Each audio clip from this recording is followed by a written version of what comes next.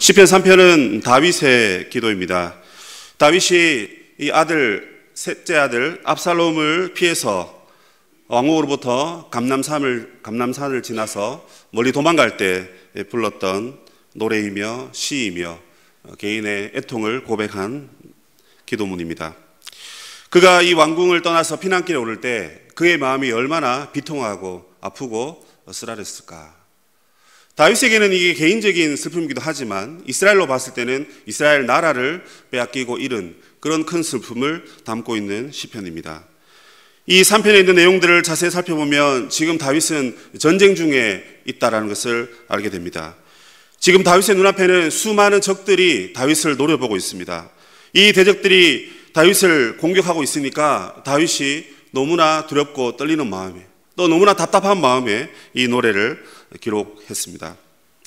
그 가운데 다윗은 이 대적들의 공격에도 불구하고 하나님을 바라며 하나님의 얼굴을 간절히 구하고 있습니다. 그가 부르짖고 있죠. 그가 탄식하고 있습니다. 그가 애통하고 있고 그의 슬픔을 하나님 앞에 토로하고 있음을 오늘 이 본문에서 알 수가 있습니다. 그래서 시편 3편은 이 전형적인 탄식의 기도라고, 탄식 기도문이라고 이렇게 말하고 있습니다. 하나님께서 이 시편 3편 말씀을 갑자기 설교하면 좋겠다 하는 마음을 주시더라고요. 제가 주제 넘게 담임 목사님도 아니고 또 나이도 아직 어린데 본문을 이렇게 바꾸고 하는 것이 아마 제가 15년 사역하면서도 거의 처음 있었던 일인 것 같습니다. 하지만 여러분들도 개인적으로나 나라적으로나 또 우리 교회적으로 봤을 때 참 지금이 그냥 이렇게 멍청하게 앉아서 그냥 주여 주여 하고 하는 그런 기도보다도 정말 우리의 슬픔을 하나님 앞에 쏟아내고 우리의 애통함을 쏟아내고 우리의 이 아픔을 하나님 앞에 고백하며 탄식하는 것이 어쩌면 이 시대를 바라보는 하나님의 교회를 향한 하나님의 말씀이 아닌가, 그런 마음을 가지고 오늘 이 말씀을 함께 나누고자 합니다. 먼저 1절 2절을 보시면 다윗은 많은 대적들이 자신을 위협하는 상황 가운데서 그의 탄식과 고백을 하고 있습니다.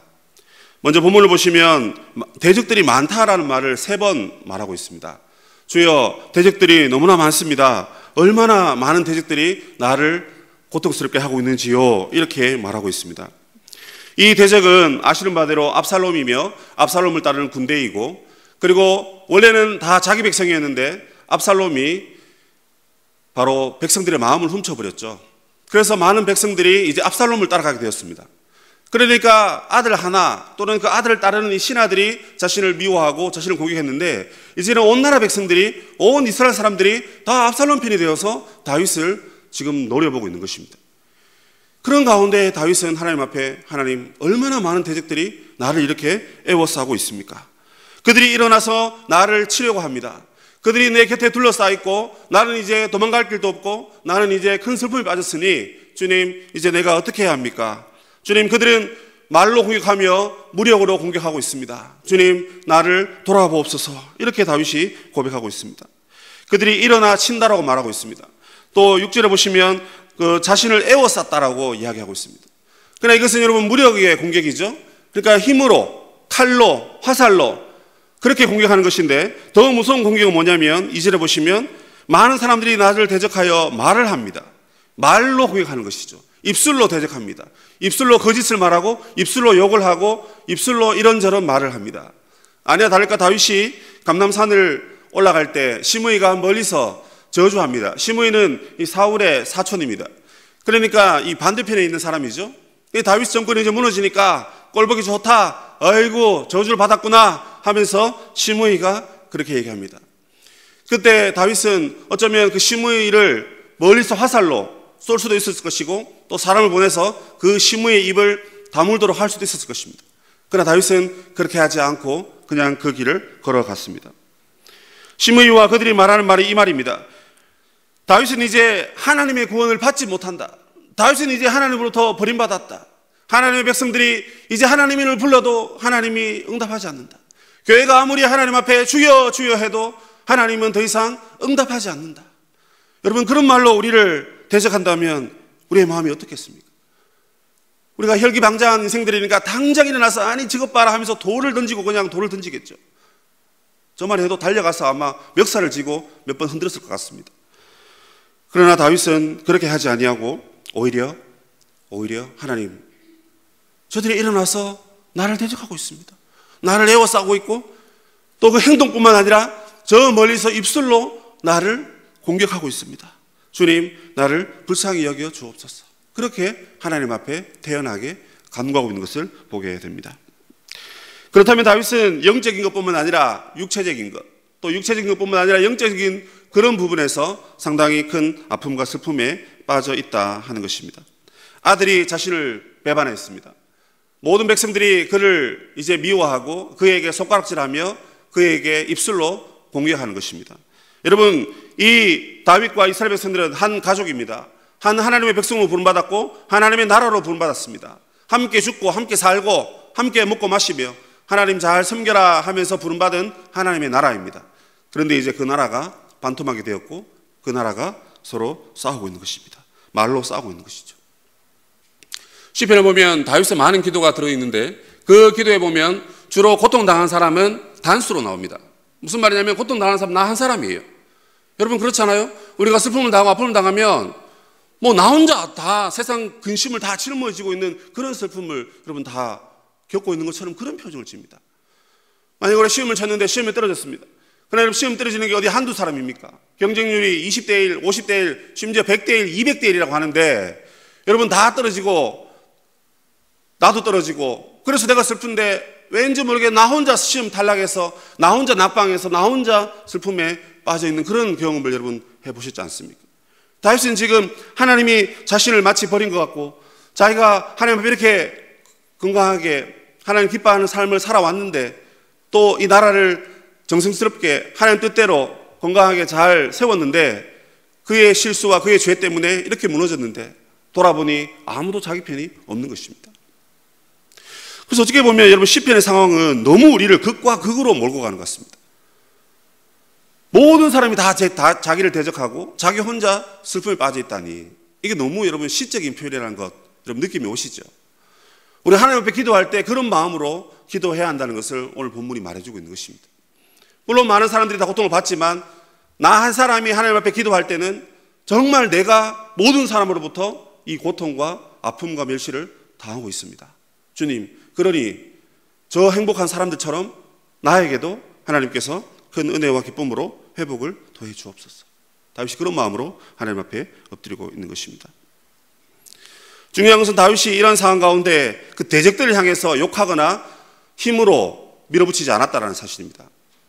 여러분 우리가 조금 더 젊으면 조금 더 힘이 있으면 또 돈이 있으면 또 우리나라에 뭐 어깨 좀 쓰는 사람들, 힘 좀 쓰는 사람들 또 정부 기관이라든지 그런 높은 곳에 있는 사람들이 좀 있으면 어떻게 하든지 거기 가서 조금 이렇게 손 비벼서 조금 도와서 좀 도움 얻어서 내 문제를 해결하려고 합니다. 그게 법적인 문제든 내 개인의 문제든 어떤 문제든 간에 다 그렇게 하려고 합니다. 교회도 마찬가지더라고요. 여러분 무슨 문제 있으면 저 지방에 있는 어떤 목사님한테 전화하더라고요. 그러면 문제 다 해결되더라고요. 또 지방에 있는 교회는 또 서울에 전화합니다. 그럼 전화하면 심지어 저 같은 이 아무 볼품없는 이 부목사한테도 전화해가지고 야 이런 목사님 있는데 좀 알아봐달라고 뭐 그런 전화를 하더라고요. 그래서 제가 뭐라고 했겠습니까? 물론 뭐 저도 막 알아봤지만 이게 뭐 말하기가 참 이상하더라고요. 다윗이 이런 고통을 당할 때 그는 자신의 형편과 대적들을 향해서 또는 그 시대를 향해서 그 상황을 두고 원망하거나 불평하지 않았습니다. 회의감을 가지지도 않았습니다. 여러분 너무 대단합니다. 그럼 자기 죄를 인정하지 않는 것인가? 그게 아닙니다. 정말 자기가 큰 죄를 지었다, 자기 죄를 인정한다 했을 때는 하나님 앞에서 침묵하는 것이 어쩌면 성도들의 바른 삶이다 하는 것을 알 수가 있는 것입니다. 여러분 개인적으로나 우리 공동체적으로나 이 국가적으로나 여러분 얼마나 많은 문제들이 우리의 삶을 짓누르고 있습니까? 그 문제는 어제도 있었고 오늘도 있었고 어쩌면 내일도 있을 것이고 그 문제 이외에는 또 더 큰 문제들이 분명히 우리를 힘들게 할 것입니다. 그래서 맥스 루케이도는 우리의 삶 가운데 수많은 문제들이 앞으로 계속 일어날 것인데 그 문제를 두고 기도하지 마라. 문제는 늘 쌓인다. 나 죽고 천국 가면 내 자녀들이 이 땅에 살 때 문제 없겠느냐? 더 큰 문제들이 있다. 그래서 뭘 위해서 기도하느냐? 그 문제 앞에 내가 강해져야 된다. 주여 내 어깨를 강하게 하셔서 그 문제들이 내 어깨를, 양 어깨를 짓누르더라도 내 어깨를 튼튼하게 해주셔서 주님, 그 모든 짐을 이고 내가 주 앞에 서게 하옵소서. 더 나아가서 주님이 내 멍에를 져주시기 때문에 그 모든 짐을 주님이 같이 졌단 말입니다, 여러분. 주님이 같이 졌단 말입니다. 그것은 우리가 갖춰야 될, 이 현실 앞에서 갖춰야 될 그러한 삶의 자세인 것입니다. 원망하거나 불평하거나 여러분 비방하지 마시길 바랍니다.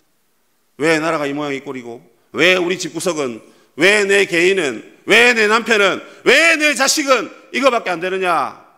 그게 여러분 우리 입술에 늘 붙어 다니더라고요. 늘 불평과 원망이 있습니다. 교회에서 뭘 해도 그 뒤에는 항상 시끄러운 얘기들이 들리더라고요. 그럴 때일수록 저는 이 목사라는 이 명함을 정말 내려놓고 싶더라고요. 내가 일반 성도였으면 저런 소리 안 들었을 것인데, 내가 일반 그냥 청년이었으면 저런 소리 안 들었을 것인데, 내가 뭐 잘났다고 이게 목사하고 이래 주님 부름 받아서 오기는 왔는데 이 자리에 있으니까 이 소리 들리고 저 소리 들리고 오만때만 소리 다 들리니 저는 사람 아닙니까? 어디 가서 그 얘기하고 싶죠. 그 얘기 누설하고 싶고, 목사님 이런 일이 있습니까? 장로님, 권사님, 집사님, 여보, 정민아, 심지어 지나가는 개한테도 아이고 네 팔자가 내 팔자보다 훨씬 좋구나. 그게 여러분 사람 마음이더라고요. 그러나 다윗은 이 징계의 순간에 하나님 앞에 침묵했다라는 것입니다. 여러분, 침묵이 정말 경건인 것 같습니다. 그러니까 침묵이 신앙의 위대함을 나타내는 하나의 도구다, 그런 생각이 듭니다. 저는 여러분의 개인적인 상황이 어떠한 어려움이 있는지 다 알 수 없습니다. 다 안다면 제가 하나님이겠죠. 여러분 스스로 우리 자신을 생각해봐도 내가 지금 내 무슨 문제가 있는지 잊고 살 때가 너무 많습니다. 바쁘기도 하고 문제도 많고 또 다른 문제들이 또 그 위에 쌓이니까 그냥 추억의 책장 넘기듯이, 사진첩 넘기듯이 그냥 지나갑니다. 근데 그냥 잊을 것이 아니라 그 가운데 하나님이 지금 우리에게 뭘 원하시는지, 이게 잘못됐고 저게 문제고 이렇게 하면 된다, 내 이럴 줄 알았다, 그런 것이 아니라 우리가 하나님 앞에 잠잠히 엎드리는 것이 교회가 또 우리 공동체를 보면서 우리 각 개인의 신앙을 가지고 있는 우리가 해야 할 모습이라고 생각을 합니다. 그렇기 때문에 여러분 다윗은 이 위대한 신앙인이라고 불림을 받는 것입니다. 저 여러분 삶 가운데 무수한 아픔이 있고 고통이 있다 할지라도 여러분 그 앞에 침묵할 수 있는 그런 경건의 힘과 능력이 갖춰진 성도님들이 다 되기를 바랍니다. 다윗은 많은 대적에도 불구하고 하나님의 이름을 부르고 있습니다. 이름을 부른다는 건 뭐냐면 그 이름을 신뢰한다는 것입니다. 여러분 지나가다 돌을 맞았습니다. 아야 또는 엄마야. 엄마 왜 부르죠? 엄마가 내 아픔을 늘 감싸줬으니까. 딱 맞아, 할머니! 뭐 그런 사람은 잘 없죠. 사실 할머니도 얼마나 우리가 어릴 때 우리를 많이 업어주시고 사랑으로 키워주셨습니까? 그러나 중요한 순간에는 항상 아빠는 빠져있고 엄마가 늘 우리를 사랑해주고 살펴주고 그렇게 했습니다. 하나님의 이름을 부른다는 것은 여러분 하나님을 신뢰한다는 것인데요, 이 하나님의 이름을 부르면서 다윗이 세 가지를 고백하고 있습니다. 하나님 나에게 많은 대적들이 있습니다 라고 3번 이야기했는데, 나를 치려하고 나를 애워싸고 말로서 너에게 무슨 하나님의 구원이 있겠느냐 라고 말하는 그 3가지 공격 앞에 다윗은 3가지 고백을 하고 있습니다. 첫 번째는 뭐냐면 방패를 얘기합니다. 하나님은 우리의 방패다 이렇게 얘기하죠. 그럼 성경에 방패의 얘기가 어디 제일 많이 먼저 나옵니까? 창세기에 나옵니다. 아브라함이 조카 롯을 구하기 위해서 318명을 데리고 먼 길을 갔습니다. 지도를 보시면 여러분 거의 이스라엘의 거의 북쪽까지 갑니다. 엄청나게 멀리 갔어요. 그 당시에 뭐 차가 있었습니까? 뭐 비행기가 있었습니까? 그냥 그 하인들 데리고 조카 살리기 위해서 갔습니다. 살려왔습니다. 문제는 뭐죠? 소돔과 그 다음에 그 나머지 이 4나라의 왕들이 모여서 어쭈 저거 봐라, 한 나라도 안 되는 한 부족밖에 안 되는 저 아브라함이 우리를 감히 건드려 하면서 모아서 쳐내려 오면 이 아브라함은 그야말로 그냥 흔적도 없이 사라지는 그런 위기에 봉착하게 된 것입니다. 그런데 그때 하나님께서 창세기 15장에서 이렇게 말씀하십니다. 뭐라고 말씀하시죠? 나는 너의 방패다. 멜기세덱이 승리하고 돌아오는 그에게 짜잔 하고 선물을 줬습니다. 그러나 그 선물보다도 내가 너의 지극히 큰 상급이고 내가 너의 방패다라는 것입니다. 여러분, 우리가 도저히 해결할 수 없는 그 문제 앞에 그 문제를 막아설 수 있는 그 방패가 뭐냐? 하나님이 바로 저와 여러분의 방패가 되신다는 것입니다. 우리는 그 문제를 해결할 수 없습니다. 우리는 그 문제 앞에 발만 동동 구를 뿐이고 어쩌지 하면서 식은땀만 흘릴 수밖에 없습니다. 그러나 하나님은 우리의 방패이시기 때문에 그 방패를 우리가 의지한다면 이 모든 사방의 공격으로부터, 심지어 원수들의 불화살로부터 우리는 분명히 구원을 얻게 될 것입니다. 그런데 시편에는 한 걸음 더 나아가서 너를 애워싼 방패를 이야기하고 있습니다. 대적이 지금 나를 애워싸고 있어요, 여러분. 좋은 의미로 애워싸고 있으면 얼마나 기쁘겠습니까?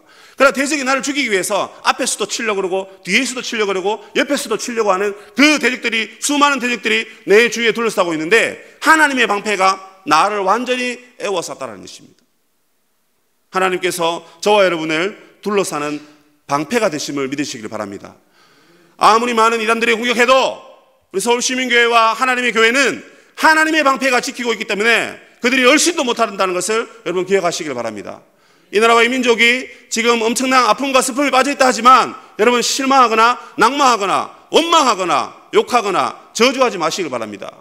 하나님이 세우신 나라이고 하나님이 끝내실 거고 하나님이 이끌어 가실 것입니다. 하나님이 세우셨으니까 끝내는 것도 하나님 손에 달려있지요. 하나님이 이 나라의 방패가 되시고 이 나라의 하나님이 주권자가 되시기 때문에 그 하나님을 방패 삼아서 우리 개인과 교회와 나라가 원수들로부터 구원을 받는 그런 역사가 있기를 바랍니다. 두 번째로 나의 영광이라고 얘기하고 있습니다. 지금 다윗에게는 영광이 없습니다. 예전에 전투했을 때는 그 영광이 있었습니다. 자기 오른손으로 야 하면 적군들이 우수수 달려가서, 아니 아군들이 달려가서 적군들을 무찌르는 그런 능력이 다윗에게 있었습니다. 눈빛만 줘도 다윗을 통해서 수많은 나라를 정복하고 모든 나라들이 다윗에게 굴복하고 다윗과 솔로몬이 다스릴 때는 옆 사방 나라들이 다 조공을 갖다 바치면서 우리나라 좀 잘 봐주십시오, 그런 얘기를 했습니다. 그러나 이제 전쟁에서 다윗은 하나님의 영광을 볼 수가 없었습니다. 다윗은 만만이라 했던 그 여인들의 노랫소리도 이제 더 이상 들을 수가 없는 그런 비참한 상황에 들어가 있었습니다. 마치 사무엘 시대에, 사사 말기 시대에 이가봇, 하나님의 영광이 떠나버린 그런 이스라엘의 모습을 지금 다윗이 경험하고 있습니다. 그러나 다윗은 눈을 들어 하늘을 보았고 눈을 들어 하나님 앞에 부르짖었고 하나님께 탄식했을 때에 이제 하나님은 곧 나의 영광이 되실 것입니다. 그리고 나에게도 그 영광이 다시금 솟아날 것입니다. 다윗이 그렇게 고백하고 있는 것입니다. 여러분, 이 대목에서 정말 우리의 가슴이 뜨거워지지 않습니까? 다윗이 도망가면서, 아니면 도망가고 난 뒤에 자기 몸을 숨기고 난 뒤에 이 지금 시를 고백해서 성령 안에서 하나님 앞에 고백하고 있는 겁니다. 여러분, 우리가 지금 망하고 있어요. 이 나라가 망하고 있고 이 가정이, 내 개인이 시험에 오늘 떨어졌다 칩시다. 여러분, 내일이 안 보입니다. 내일이. 그런데 하나님은 나의 영광이 되신다고 말하고 있습니다. 이 사람이야말로 정말 하나님 나라의 천국의 소망을 두고 있는 하나님 가장 기뻐하시는 영혼인 것입니다. 다윗의 위대함이 여기에서 나타나는 것입니다. 하나님은 자기의 영광을 드러내실 것입니다. 언약궤, 법궤가 뺏겨버렸어요. 블레셋에게 뺏겨버렸죠. 하나님의 영광이 떠난 상태에서 전쟁에 나가고 또 법궤를 가져나가면 뭐합니까? 그게 부적이지 하나님의 인도하심 따라 간 게 아니잖아요. 하나님 없이 간 전쟁에, 야, 전쟁하려면 하나님 법궤가 있으면 이길 것 같아 해서 에베네셀에서 법궤를 가져옵니다. 블레셋 땅으로 가져갑니다. 아스도스로 가져갑니다. 그러나 법궤가 빼앗겨버립니다. 다곤 신전에 법궤를 안치합니다. 왜 그러냐면 고대 전쟁에는 신과의 전쟁이기 때문에 싸움에서 이기면 진 나라의 신을 또는 그 어떤 우상들을 가지고 와서 자기 신전에 세워두는 그런 습관이 있습니다. 그래서 다곤 신이 딱 서 있고 다곤 신이 정복한 하나님이라든지 다른 신들이 다곤 신을 쳐다보도록, 마치 엎드려 경배하도록 그렇게 마주보도록 이렇게 해놓았습니다.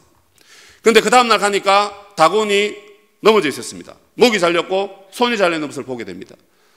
그 다음날 또 가니까 또 그렇게 되어 있는 거예요. 목을 자르거나 손을 자른다는 것은 전쟁에 졌다는 것이고, 손을 자르는 것은 주로 전쟁에 이기는 나라의 장군들이 자기가 얼마나 많은 사람들을, 적군들을 죽였는가. 특별히 그 상대방의 장군을 죽였다 해서 장군의 손목을 잘라서 가져갑니다. 전리품으로. 왕이시여, 저 나라의 장군을 제가 이렇게 죽여왔습니다 하면서 그 손을 보여주는 겁니다. 그런데 여러분, 블레셋은 생각하기를 하나님이 잡혀갔다라고 생각하는 것이죠. 하나님이 포로가 되어서 잡혀갔다라고 생각해서 그렇게 세워두는데 반대가 됐습니다. 오히려 법궤 앞에 다곤이 무너졌고 다곤의 목과 다곤의 손목이 잘려나간 것을 보게 됩니다. 그건 뭘 말하는 겁니까? 하나님께서 이스라엘 땅에서는 하나님의 영광이 사라졌는데 블레셋 땅에 가서는 지금 하나님의 영광을 하나님 스스로 나타내시고 드러내시는 놀라운 역사가 사무엘 하에 기록되어 있는 것입니다. 여러분의 삶 가운데 지금 하나님의 영광이 나타나고 있으신지요? 오늘 내가 하루 살면서, 가정에서, 직장에서, 여러분의 삶의 일터에서 하나님의 영광을 경험하면서 지금까지 걸어서 이 땅에 이 자리에 오셨는지, 또 올 한 해를 돌아보면서 나는 하나님의 영광 안에서 정말 살았는지, 이 나라와 이 민족이 하나님의 영광을 나타내면서 그렇게 살아왔는지 돌아보면 하나님의 영광보다는 세상에 볼품없는 누더기와 같은 그런 옷만 잔뜩 껴입은 채 어쩌면 죄인된 모습으로 이 자리에 앉아있는지 모르겠습니다. 근데 하나님께서 오늘 다윗을 통해서 우리에게 말씀하십니다. 너 지금 쫓기고 있고 너 이 길로 가서 다시 돌아오지 못할 수도 있는데 그러나 나는 여전히 너의 영광이다.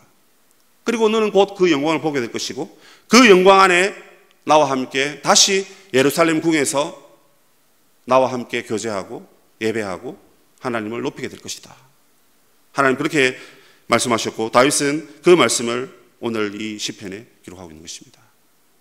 여러분, 개인의 삶과 우리의 삶이 아무리 어렵고 힘든 상황이라 할지라도 우리는 목숨을 다해서 하나님의 영광을 위해서 살아야 된다는 것을 여러분 기억하시기 바랍니다. 내가 죽어서 하나님의 영광이 나타날 수 있다면 내 죽음을 하나님의 영광과 맞바꿀 수 있는 그러한 위대한 신앙이 다 되시기를 바랍니다. 세 번째로 다윗은 더 나아가서 하나님이 내 머리를 들게 하실 것이다 이렇게 얘기하고 있습니다. 왜 머리를 들어야 합니까?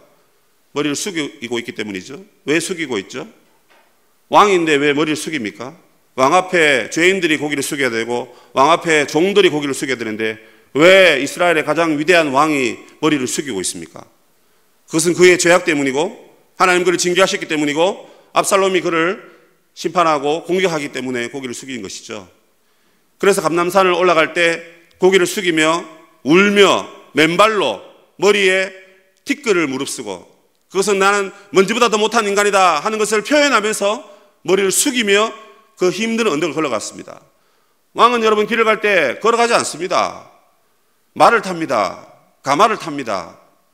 절대 자기 스스로 걸어가지 않습니다. 신발을 벗는 법이 없죠. 벗을 이유가 없습니다. 왕인데요. 만약에 그 길을 걸어가야 된다면 종들아 다 엎드려라 해서 종을 밟고 지나갔으면 지나갔지 왕이 맨발로 그 길을 걸어가지 않습니다. 그러나 그는 고개를 숙이고 걸어갔습니다. 왕의 수치입니다. 왕이 지금 모욕을 당하고 있는 것이고 왕이 엄청난 아픔을 당하고 있습니다. 우리 교회가, 이 나라가, 또 우리 믿음의 우리 백성들이 이 세상 앞에 하나님이 고기를 들게 하셔서 고기를 들고 어깨를 펴고 하나님 나라를 세우기 위해서 담대하게 나아가야 되는데 우리는 고기를 들 수 없고 신을 벗어야 되며 먼지를 우리 머리 위에 휘날리면서 걸어가야 되는 그런 상황이 오늘 우리의 상황인 것입니다. 그러나 하나님 우리에게 약속의 말씀을 주시기를 머지않아서 내가 너의 머리를 들게 할 것이다. 여러분 본문을 잘 보십시오. 네가 들어라 이 얘기가 아닙니다. 여러분 내 머리 내가 들 수 있습니다.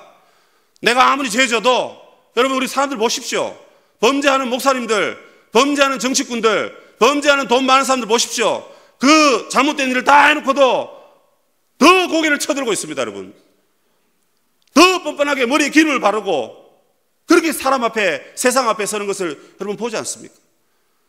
그러나 이 시대의 아픔 앞에 하나님의 교회는 여러분 머리를 숙여야 되지 않겠습니까? 고개를 숙여야 되고 맨발을 벗어야 되고 신발을 벗어야 되고 하나님 앞에 엎드려야 하는 것입니다. 왜죠? 하나님이 머리를 들게 하실 때까지는 우리는 숙여야 되는 것입니다. 그런데 중요한 것은 하나님이 곧 머리를 들게 하신다라고 말씀하셨습니다. 우리 스스로의 힘으로 머리를 들어서는 안 되는 것이죠. 스스로의 힘으로 비방하거나 말로 저주할 것이 아닙니다. 고개를 드는 행동을 할 수도 없습니다. 하나님 주신 이 세상을 생육하고 번성하고 충만하고 정복하고 다스리지 못했던 우리의 죄악들을 하나님 앞에 회개하며 하나님이 머리를 드실 때까지 머리를 숙이고 고개를 숙이고 더 낮은, 더 겸비한, 더 아픔, 더 상처, 더 큰 고통의 계곡으로 내려가야 하는 것입니다. 그곳에 내려가야 하나님이 우리의 머리를 들기 때문입니다. 다윗은 이 세 가지를 자신 있게 신뢰하며 고백한 다음에 여호와 하나님 앞에 부르짖기 시작합니다. 하나님 앞에 부르짖습니다.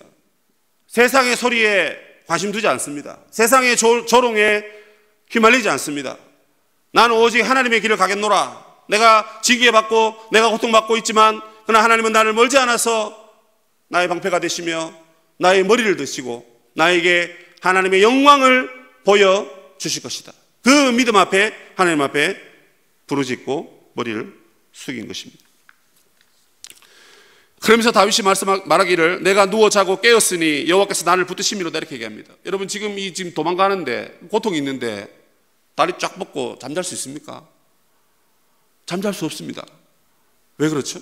적군들이 이 밤에 나를 잡아갈 수도 있기 때문에 그렇습니다. 이미 다윗은 그 굴에 숨어있는 그 사울을 어떻게 하기 위해서 접근한 적이 있었지 않습니까? 그렇게 해봤기 때문에 자기도 그런 마음을 여러분 가지고 있는 것입니다. 그런데 이제 하나님 앞에 하나님이 이 모든 것을 해결해 주신다라는 그 믿음 앞에 엎드리니까 뭐 적군들이 오든지 말든지 이 밤에 그냥 다리 쫙 뻗고 그냥 잘 수 있는 것입니다. 그래서 이 신학자들이 말하기를 시편 3편은 저녁에 드리는 기도문이고 시편 4편은 아침에 드리는 기도문이다 이렇게 얘기하고 있습니다. 이 밤에 하나님 앞에 하나님께서 나를 안전하게 하실 것을 믿고 기도하면서 다리 쫙 뻗고 잤다는 것입니다.